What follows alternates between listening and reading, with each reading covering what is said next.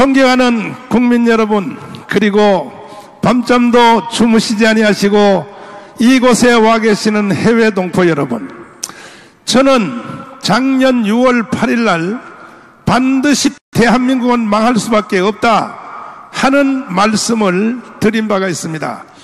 그날 새벽에 3시에 제가 습관을 쫓아 기도를 하게 되었는데 성령이 그날 저를 확 덮쳐왔습니다. 간단하게 말했습니다. 하나님은 말씀하실 때 단순하게 말합니다. 그래서 이것이 사실인가? 한 목사가 기도하다가 성령의 음성을 들었다고 그게 다 또 사실이라고 하기에는 사람이 기도하다 보면 자기 생각을 성령의 생각으로 생각하는 경우가 들어있기 때문에 현실적인 확인을 하기 시작했습니다. 첫 번째로 우리 교회에 나오시는 이충근 박사님, 국제정치학의 1인자지요. 그분에게 내가 물어봤습니다. 내 기도하다가 대한민국 망했다고 성령이 말씀하시는데 진짜 그러나요? 그랬더니 1초도 안 걸렸습니다. 목사님 말씀 맞습니다. 대한민국 망했습니다. 왜 망했나요? 그랬더니 한미 동맹이 파괴되기 때문에 대한민국은 망한 것입니다. 그리고 또 탄핵 후로 저희 교회에 다니시는 국민연금관리공단 이사장을 하신 최광 장관님, 그분에게 제가 물어봤습니다. 대한민국 망했습니까? 그랬더니 망했다는 거예요. 왜 망했습니까? 그랬더니 소득주도 경제성장, 이것은 인류 역사에 이와 같은 말을 써본 적이 없다는 것입니다. 이것은 딱 한 번 유엔에 보고되는 보고서에 소득주도 경제성장이란 말이 한 번 딱 써진 적이 있고, 그래서 제가 물어봤어요. 혹시 전 세계가 한 번도 사용 안 했기 때문에 문재인이가 특허로 개발한 거 아닙니까? 이렇게 물어봤더니 목사님, 만약에 소득주도 경제성장이 인류 역사에서 최초로 개발한 특허를 맞을 만한 그런 사건이라면 저 유럽 구라파에 있는 경제학자들은 다 죽었습니까? 미국에 있는 아이비리그 경제학자들, 하버드, 예일, 프리스턴 경제학자들은 다 죽었습니까? 그 사람들은요, 이 소득주도 경제성장을 쓰면 반드시 나라가 망한다는 것을 옛날부터 다 알고 있으면서도 말을 안 하는 이유는 이것을 썼다고 하면 반드시 망하기 때문에 안 쓰는 것입니다. 문재인이가 처음 개발한 것이 아니고, 이렇게 저에게 대답을 했습니다. 한미연합사에서 별 3개로 근무하신 신원식 장군에게 물어봤습니다. 대한민국 망했습니까? 망했다는 거예요. 왜 망했습니까? 했더니 국군이 완전히 무장해제했다는 거예요. 지금 저기 휴전선을 지키고 있는 군인들이 완전히 무장해제했다는 거, 완전 무장해제. 그리고 이 문재인 이놈이 평양에 가서 대한민국에 보십시오. 전쟁을 하려면 최소한 적군이 우리를 공격한다 하는 눈치를 최소한 3일 전에는 알아야, 3일 전에는 북한군들이 우리를 공격한다, 이것을 알아내어야 방어를 하든지 전쟁을 하든지 하는데, 그러면 북한군의 움직임을 알려면 이 휴전선에다가 유투기, 정찰기, 위성을 쫙 띄워서 이것이 24시간 한 대가 내려오면 한 대가 다시 올라가고 잠시도 끊기지 않고 임무교대를 해가면서 북한의 휴전선의 군인들의 동태를 살펴야 되는데, 그래야 북한 애들이 전쟁을 하는지 뭘 하는지 3일 전에는 알아내야 전쟁을 할 수 있다는 거죠. 뭔 말인지 이해가 되십니까? 이해가 되시나요? 그런데 문재인 이놈이 저 평양을 가서 우리나라의 유투기, 정찰기가 휴전선에서 못 떠도록 합의를 하고 왔다고요. 저것이 인간입니까, 저놈이? 여러분, 대전 시민 여러분, 문재인 저놈을 처단해야 됩니다. 그리고 이재호 장관님께 물어봤습니다. 대한민국 망합니까? 그랬더니 망한다는 거예요. 왜? 아니, 멀쩡한 4대강 보를, 이 4대강 보를 해체한다는 거죠. 원래 4대강 보는 최초로 누가 만들려고 했냐 하면 김대중 대통령이 만들려고 했어요. 왜? 1년에 태풍이 5개씩 한국을 지나가는데 지나갈 때마다 100명 가까이가 물에 빠져 죽고 홍수에 엎몰려서 죽고, 그리고 경제적 손실이 1년에 5조가 날아간다는 거예요. 그래서 김대중 대통령이 이거 안 되겠다. 전 세계의 모든 강들이 유럽의 나일강, 미국의 무슨 미시시피 비롯해서 세계의 모든 강들이 다 포로 관리가 되기 때문에 우리도 포로를 만들어서 이 홍수와 가뭄을 막아내자. 김대중이가 처음에 시작한 거예요. 그래서 예산을 뽑아오라 그랬더니 80조를 봐. 80조가 있어야 4대강의 포로를 막을 수 있다. 김대중 대통령이 이것이 중요해도 지금 우리나라의 힘으로는 막을 수 없다. 그래서 포기한 것을 노무현 때 와서 노무현 대통령도 이거 4대강 포로를 막아야겠다. 그래서 재앙을 막아야겠다 해서 예산을 뽑아오랬더니 55조를 뽑았어. 55조. 결국은 노무현도 돈이 너무 많이 들어서 못하겠다 하다가 이명박이가 대통령 된 뒤에, 이명박은 건설의 천재입니다. 건설의 천재 아시죠? 현대건설 사장을 한 사람이야. 그래서 이 사람은 뽑아오라 할 필요가 없어. 왜? 지가 제일 잘 아니까. 그래서 각 건설회사의 마진, 이익 보는 걸 다 빼고 국가를 위해서 당신들이 희생하라 해서 자기가 계산했더니 22조만 끝날 수밖에 없어. 그래서 명령을 내렸습니다. 무조건 4대강 포로를 막아 해서 22조에 끝낸 것입니다. 그 후로 여러분들은 저 홍수 나서 사람 죽었다는 말 들어본 적 있나요? 없지요. 1년에 지금 약 농민들이 4대강 포로를 통해서 거기서 나는 거기서 나는 홍수 피해를 막는 것 사건을 통해서 1년에 지금 돈을 얼마나 버느냐? 80조의 돈을 벌고 있는 사건이에요. 이런 위대한 4대강 포로를 문재인 놈이 해체한다. 이거 해체하면 돼야 안 돼요? 하나님이 그냥 대한민국 망한다고 한 것이 아니더라고요. 그 다음에 보십시오. 앞으로 100년 동안에 2천조입니다. 2천조니 누구 애새끼 이름입니까? 2천조에 벌 수 있다면은 2천조의 돈을 벌어서 그 돈이 다시 재투자돼서 하면은 대한민국이 100년 동안 아무것도 안 하고 그것만 가지고도 밥 먹고 살 수 있는 원자력 발전소를 문재인 이놈이 지금 중지시킨 것입니다. 내가 포로마로 저 창원이나 울산이나 저 남쪽에 가보면 원자력 발전소를 중지했기 때문에 그것으로 인해서 일어나는 또 중소기업, 저 중소기업 일자리들이 다 날아가가지고 지금 빌딩들이 1층 빌딩들이 다 지금 비어 있어요. 재앙입니다. 재앙. 그리고 세계 제1의 기술인 원자력 발전소 기술자들이 외국으로 다 팔려가고 있습니다. 처음에 원자력 발전소는 우리 힘으로 만든 게 아닙니다. 미국의 웨스팅하우스라고 하는 원자력의 1호 그 회사의 기술을 받아가지고 우리가 하면서 이제는 그 기술을 발전시켜서 제1의 기술이 대한민국이 원자력 기술의 1등이 된 겁니다. 1등. 중동이, 저 사막에 있는 중동 사람들이 풀 한 폭이 없고 물 한 모금 없는 사람들이 땅 속에 있는 기름을 파서 그것으로 100년을 살았다면 대한민국은요 그보다가 더 훨씬 능력 있는 것이 뭐냐? 원자력 발전입니다. 원자력 발전. 이런 위대한 원자력 발전소를 중지시킨 문재인 이놈을 어떻게 해야 될까요? 어떻게 하자고요? 그리고 이 문재인은 완전히 국제 외교 왕따라서 요즘은 외국도 잘 안 나가잖아요. 왜?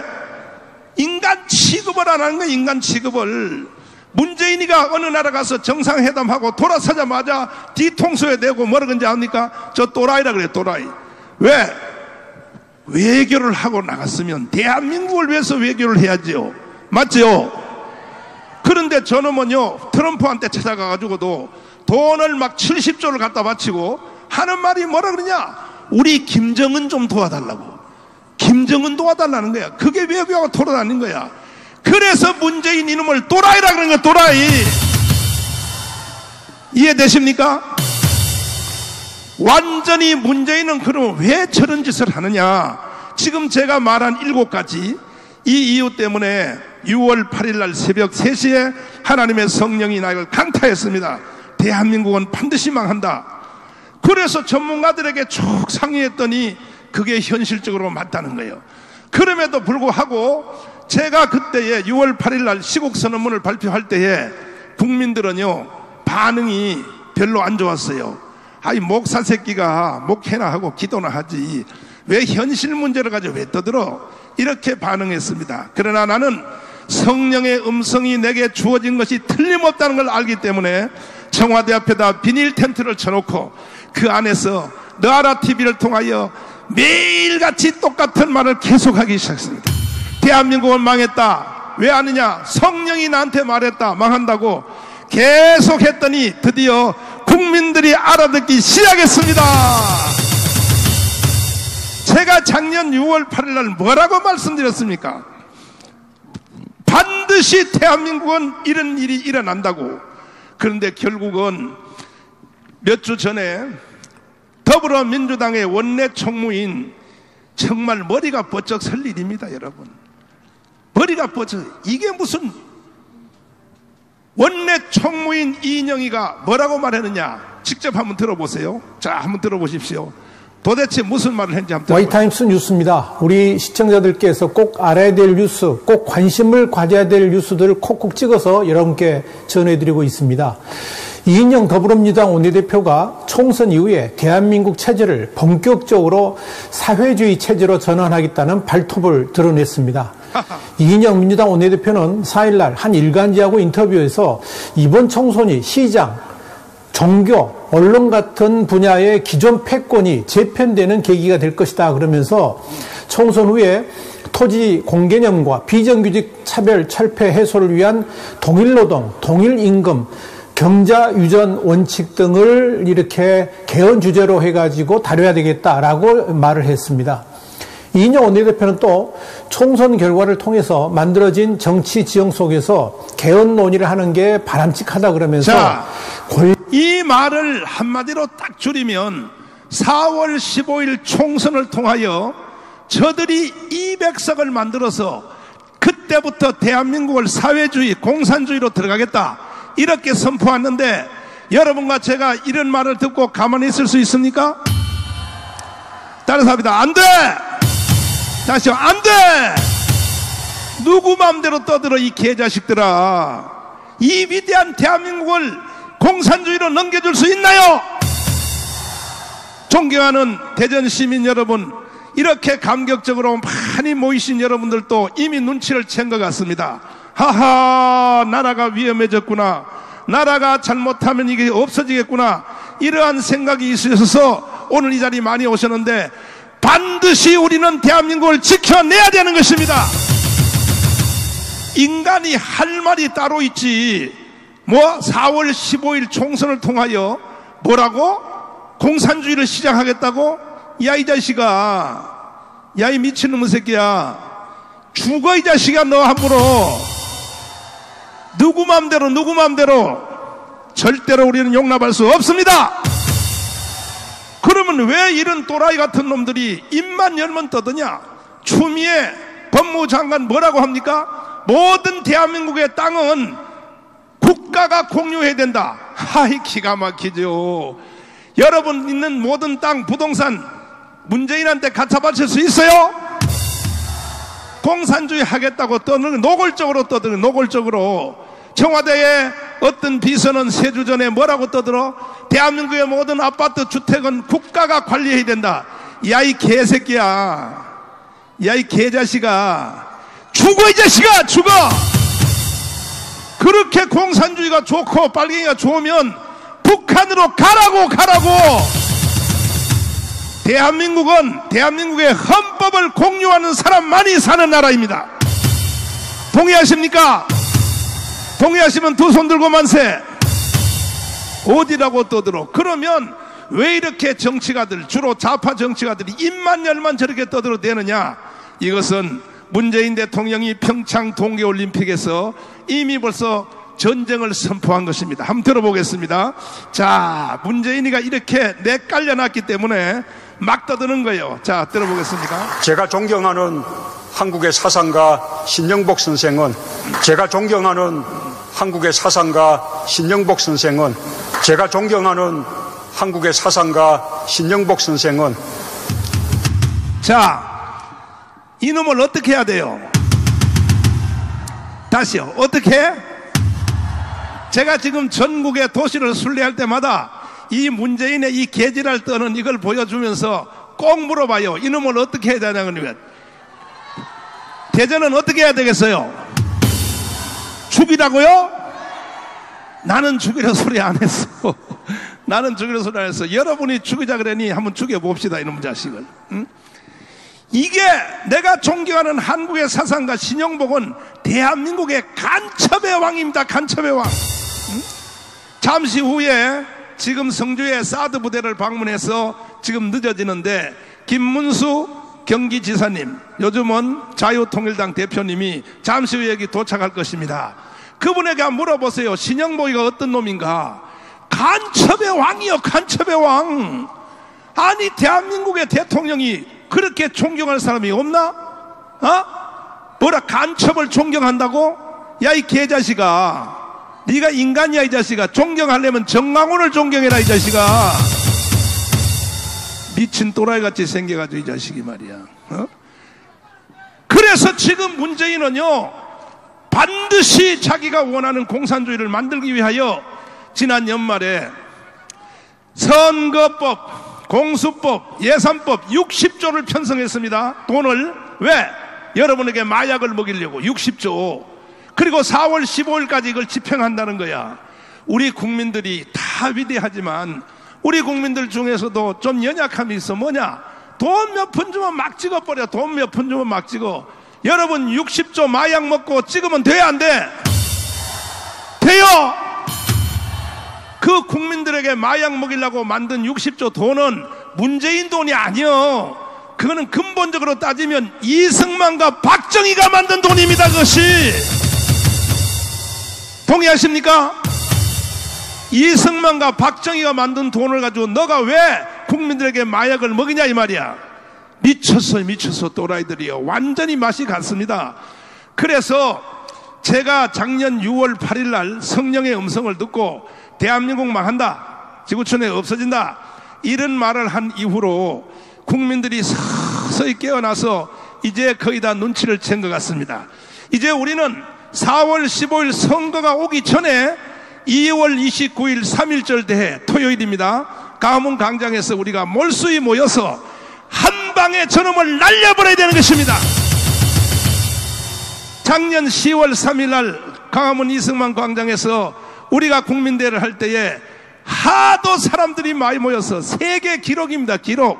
대한민국 70년 건국사에 하도 많이 모여서 추미애가 아니라 누구지? 조국 그놈이 물러갔습니다.